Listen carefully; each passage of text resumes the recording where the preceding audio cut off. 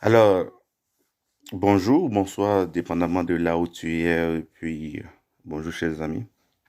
Aujourd'hui, je parle un peu pour les étudiants, surtout ceux qui veulent venir étudier au Canada. Ok. Parce que je suis beaucoup ami avec eux, je connais beaucoup d'étudiants qui quittent le pays, la Côte d'Ivoire, le Sénégal, le Mali, toute l'Afrique de l'Ouest et puis l'Afrique même entière. Alors, actuellement, quand ils arrivent, ils ont beaucoup de difficultés à s'y intégrer dans ce pays et que ils essaient, ils commettent beaucoup d'erreurs. Ce qu'ils doivent faire, ce qu'ils ne doivent pas faire. Et ils arrivent, souvent ils sont engloutis par des situations, par beaucoup de choses, on abuse de leur ignorance, au fait.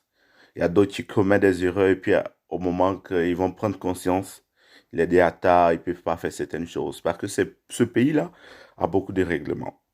Il a beaucoup de lois, il a beaucoup de statuts, bon, je peux dire, si je peux m'exprimer ainsi.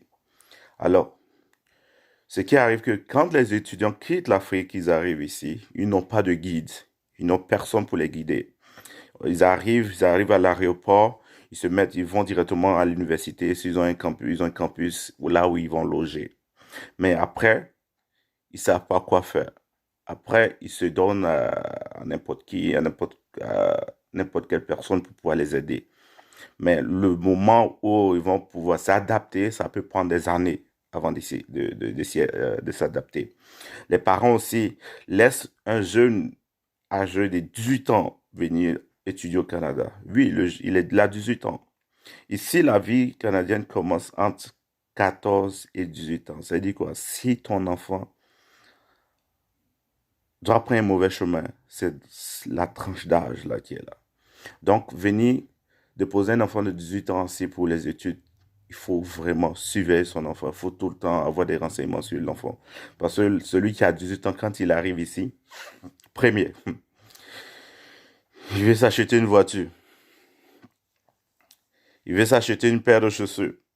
Il veut s'acheter les habits. Il veut s'habiller comme il pense qu'il est au pays. Ici, tout est devant lui. Il peut s'acheter.